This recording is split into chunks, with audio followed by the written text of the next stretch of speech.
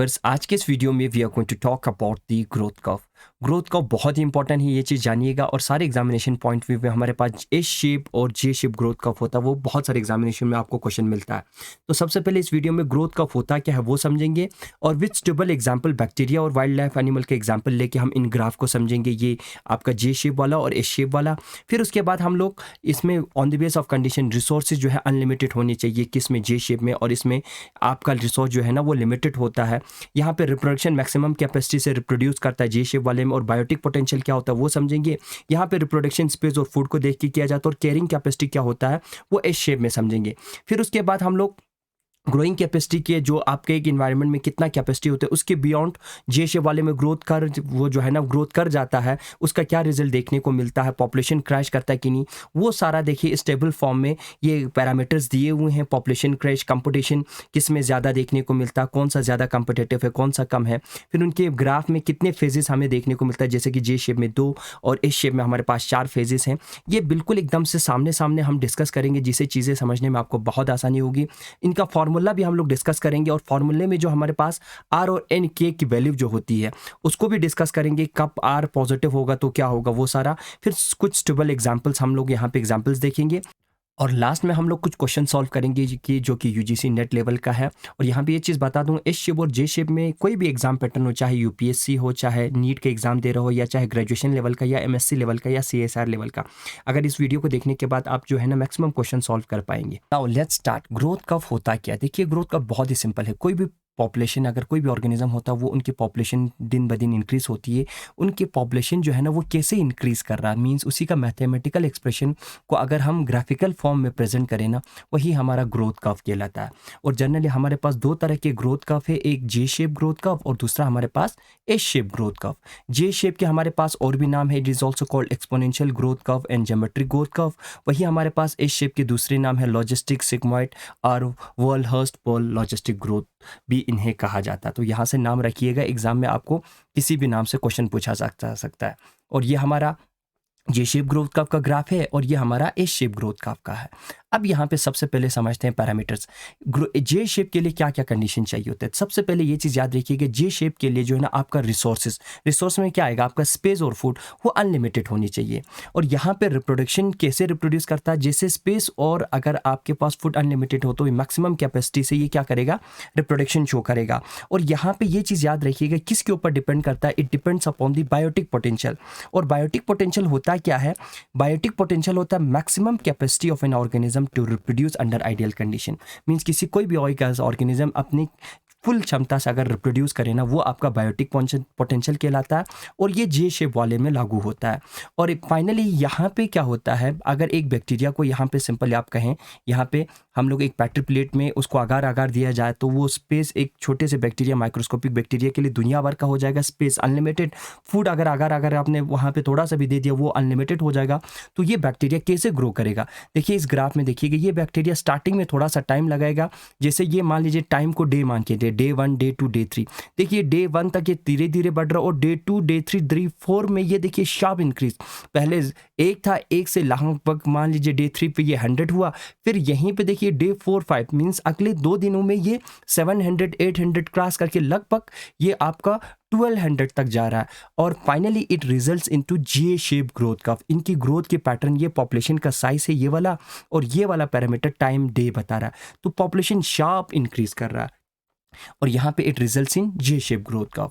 वहीं अगर हम लोग इस वाले में देखें तो जे एस शेप वाले में यहाँ पे कंडीशंस हमारा ये रियल इन्वायरमेंट में जो होता है वो है, यहाँ पे रिसोर्सेज मींस फूड और स्पेस जो है ना वो आपका लिमिटेड होता है, वो कम होता है क्योंकि वहाँ पे कंपटीशन होता है। अब यहाँ पे रिप्रोडक्शन किसके ऊपर डिपेंड करेगा, स्पेस और फूड को देख के रिप्रोड्यूस करता है ये ऑर्गेनिज्म जो एस शेप को फॉलो करते हैं।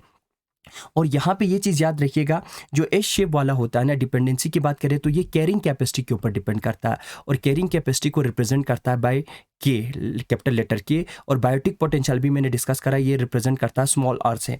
और कैरिंग कैपेसिटी होता क्या है, कैरिंग कैपेसिटी जो होता है ना is in A maximum population size can support under the given resource. जितना रिसोर्स या स्पेस है उसमें कितने पॉपुलेशन उसका आ सकता है वो आपका कैरिंग कैपेसिटी कहलाता है। और अगर यहाँ पे अगर हम देखें तो इसमें आपका रिजल्ट जो है ना ये ऐसे होगा। फॉर एग्जांपल एक वाइल्ड लाइफ एनिमल को एग्जांपल लीजिए, वहाँ पे देखिए स्टार्टिंग के ये ईयर मान के चलिएगा, टाइम यहाँ पे हमने डे मान लिया, यहाँ पे ईयर मान के चलिएगा। देखिए ये पॉपुलेशन का साइज है। देखिए स्टार्टिंग में नहीं बढ़ता, स्टार्टिंग में उस इन्वायरमेंट को समझेगा, फिर उस इन्वायरमेंट में मैक्सिमम जो है ना यहाँ पे जो यहाँ पे दिखाया गया है डॉट डॉट डॉट से, ये कैरिंग कैपेसिटी उस ऑर्गेनिज्म का कैरिंग कैपेसिटी उस पर्टिकुलर इन्वायरमेंट के अंदर मीन्स 7 या 6 के बीच में आ सकता है। तो यहाँ पे देखिएगा जैसे जैसे टाइम बीतता जा रहा है वो रिप्रोड्यूस तो कर रहा, बट यहाँ पे कैरिंग कैपेसिटी पे आने के बाद देखिएगा ये फ्लैट हो जा रहा, मीन्स फिर उसके आगे नहीं बढ़ता। वही आपका जे शेप वाले में देखिए कैरिंग कैपेसिटी कितना था इस बैक्टीरिया का, मान लीजिए पेट्रिप्लेट में 700, ये 700 से भी आगे चला गया। और यहाँ पे ये चीज़ याद रखिएगा, बायोटिक पोटेंशियल का जो कॉन्सेप्ट जो दिया था ना, that was given by Chapman, ये याद रखिएगा। और यहाँ पे बायोटिक पोटेंशियल एक इंडिविजुअल का होता है, और याद रखिएगा कैरिंग कैपेसिटी जो है ना उस इन्वायरमेंट का होता है जो कि आपका स्पेस और टाइम से बदलता है। मान लीजिए फॉर एक ऐसा स्पेस है जहाँ पे अभी नए ऑर्गेनिज्म आए नहीं है, तो उसका कैरिंग कैपेसिटी ज़्यादा होगा। जैसे जैसे उस इन्वायरमेंट में वो ऑर्गेनिज्म बढ़ता जाएगा उसकी कैरिंग कैपेसिटी धीरे धीरे कम होती चली जाती है। तो यहाँ पे कुल मिला के सारे कंडीशंस को देखने के बाद हमें ये चीज़ पता लगा, यहाँ पे जे शेप ग्रोथ कर्व हमें देखने को मिलता है और यहाँ पे एस शेप ग्रोथ कर्व हमें देखने को मिलता है। फिर उसके बाद हम लोग डिस्कस करते हैं कैरिंग कैपेसिटी। देखिए ग्रोइंग कैपेसिटी के बियॉन्ड ग्रो कर रहा है, किस में, जे शेप वाले में। देखिए ग्रोइंग कैपेसिटी उस बैक्टीरिया पेट्रिप्लेट के अंदर 700 मान लीजिए, ये के जो डॉट डॉट जगह 700 था, 700 के बियॉन्ड क्रॉस कर रहा है। और यहाँ पे देखिए कैरिंग कैपेसिटी उस हमने वाइल्ड लाइफ एनिमल टाइगर का लिया था तो 7 है, तो वहाँ पे सिर्फ 7 ऑफस्प्रिंग जन्म लेंगे, फिर उसके आगे नहीं बढ़ता है, ठीक है। और अब यहाँ पे रिजल्ट क्या देखने को मिलता है, क्या पॉपुलेशन क्रैश करता है? यस, आपके जे शेप वाले में ज़रूरत से ज़्यादा बढ़ जाता है, जैसे कंपटीशन वहाँ पे देखने को मिलता है। यहाँ पे सडन और एब्रप्ट क्रैश मींस पॉपुलेशन, देखिए ये येलो लाइन से देखा बिल्कुल एकदम से शार्प डिक्रीज करता है। यहाँ पे पॉपुलेशन जो है ना कैरिंग कैपेसिटी पे आने के बाद स्टेबल हो जाता है, नहीं बढ़ता, और यहाँ पे कोई सडन क्रैश भी नहीं देखने को मिलता है। फिर उसके बाद अगर हम लोग देखें कंपटीशन की बात करें, कंपटीशन में देखिएगा ये वाले ऑर्गेनिज्म जैसे ही फूड और स्पेस की कमी हो गई बैक्टीरिया को, सारे ऑर्गेनिज्म खत्म हो गए, मींस इनके अंदर कंपिटेटिव एबिलिटी बहुत कम है। बट जो हायर ऑर्गेनिज्म जनरल ये शेप को फॉलो करता है उनमें अगर थोड़ी सी फूड और स्पेस की कमी होगी तो वहाँ पे वो कंपटीशन कर लेगा, तो that means they are high competitive ability. यहाँ पे डेंसिटी इंडिपेंडेंट मीन जो जे शेप वाला है जो है वो स्पेस को देखता ही नहीं है, बिल्कुल बायोटिक पोटेंशियल के बेस पे रिप्रोड्यूस करता, तो ये डेंसिटी इंडिपेंडेंट होता है। यहाँ पे फूड और स्पेस को देख के किया जाता है, दैट मीन्स इस टाइप के पॉपुलेशन ग्रोथ को, इस शेप वाले को हम डेंसिटी डिपेंडेंट कहते हैं। अब यहाँ पे ये देखिएगा ग्राफ के बेस पे हमारे पास जे शेप वाले में 2 फेजेस हमें देखने को मिलता है, one we call it lag phase, दूसरा हमारे पास है एक्सपोनेंशियल फेज। ये देखिए स्टार्टिंग में बैक्टीरिया फर्स्ट डे सेकंड तक बिल्कुल एकदम से इंक्रीज नहीं कर रहा, और जैसे ही डे थर्ड में यहाँ इस इन्वायरमेंट लैग फेज के बाद शार्प इंक्रीज कर रहा है। दैट मीन्स यहाँ पे हमारे पास सिर्फ 2 फेज देखने को मिलता है, वन इज लैग फेज जो इस जहाँ पे बढ़ता नहीं है, और एक्सपोनेंशियल फेज में बिल्कुल एकदम तेजी से बढ़ता है। वही एस शेप ग्रोथ कर्व में जो हायर ऑर्गेनिजम्स का होता है इसमें हमारे पास 4 फेजेस देखने को मिलता है। स्टार्टिंग में देखिए वो ऑर्गेनिज्म वहाँ पे जाते ही किसी इन्वायरमेंट में रिप्रोड्यूस नहीं करता, वो उस इन्वायरमेंट को समझता है, तो स्टार्टिंग में हमारे पास लैग फेज होगा। फिर जैसे उस इन्वायरमेंट को समझ जाता है तीसरे चौथे ईयर में वो धीरे धीरे अब क्या करेगा, पॉपुलेशन जो कैरिंग कैपेसिटी जितना होगा उस हिसाब से तेजी से बढ़ता है आपका, ठीक है, इंक्रीज कर जाता है। फिर आने वाले दिनों में जो है ना जब कैरिंग कैपेसिटी के पास पहुंचने वाला होता है वहां पे फिर से वो क्या कर जाता है, उनकी ग्रोथ जो है ना थोड़ी सी कम हो जाती है, और लास्ट में जाके जैसे ही वो वहां पे कैरिंग कैपेसिटी पे आ जाता है ये ग्राफ जो है वो फ्लैट हो जाता है, मींस स्टेशनरी फेज आता है। फिर इसके आगे आपका नए ऑर्गेनिजम्स अब नहीं बढ़ता। फिर नेक्स्ट हमारा ग्रोथ, अगर यहाँ पे ग्रोथ का पैटर्न देखें तो यहाँ पे ज्योमेट्रिक ग्रोथ होती है, मींस 2 से 4, 4 से 8, 8 से 16, किस में, जे शेप वाले में, इसीलिए इसे ज्योमेट्रिक ग्रोथ कर्व भी कहता है।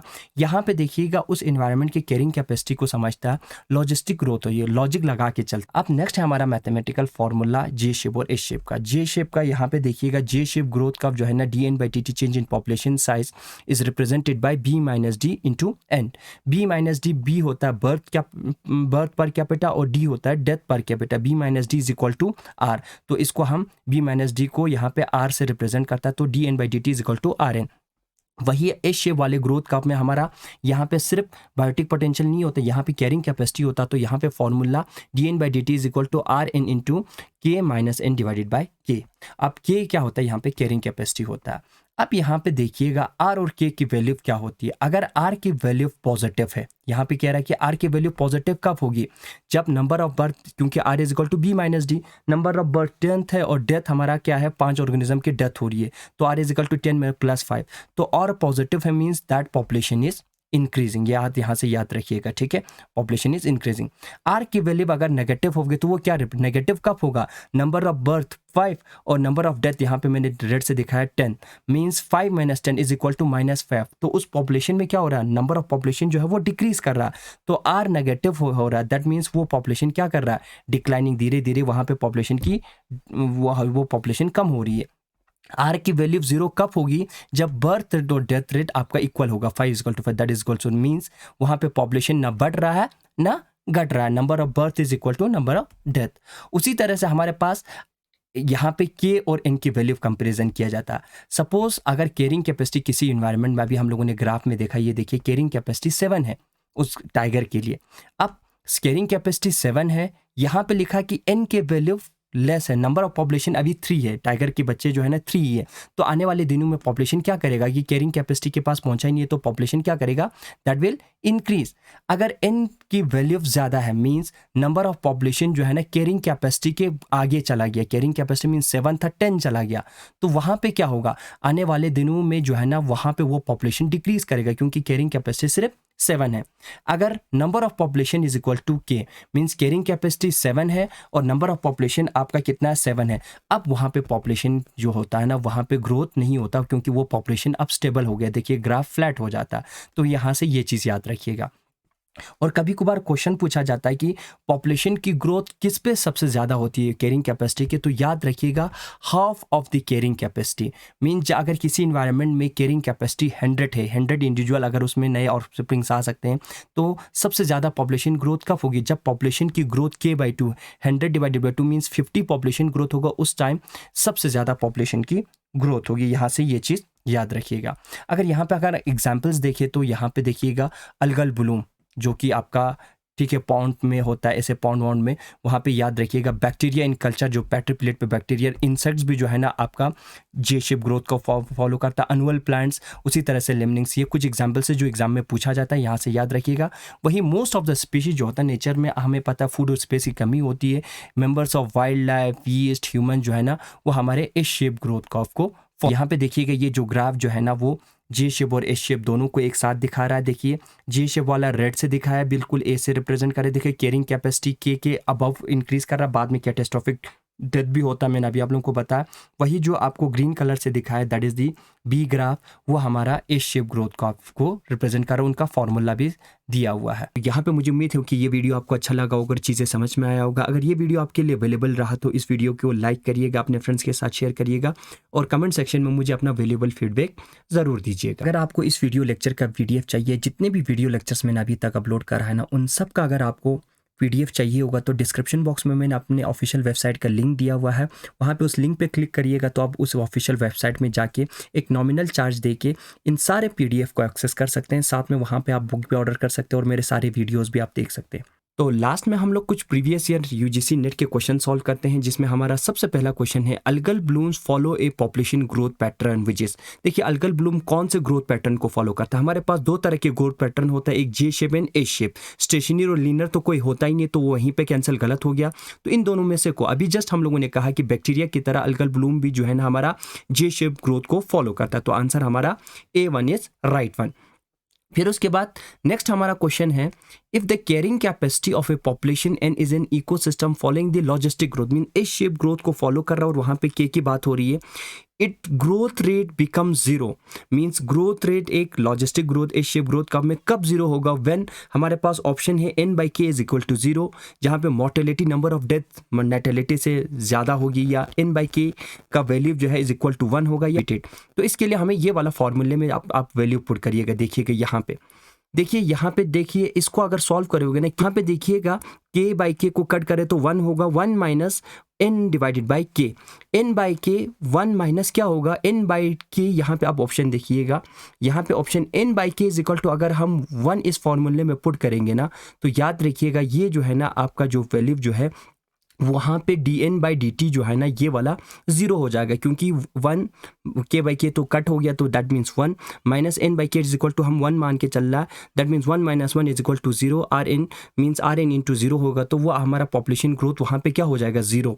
तो यहाँ पे ऑप्शन नंबर हमारा सी जो है ना वो सही आंसर है। ये जून 2015 में पूछा गया यूजीसी नेट का क्वेश्चन है।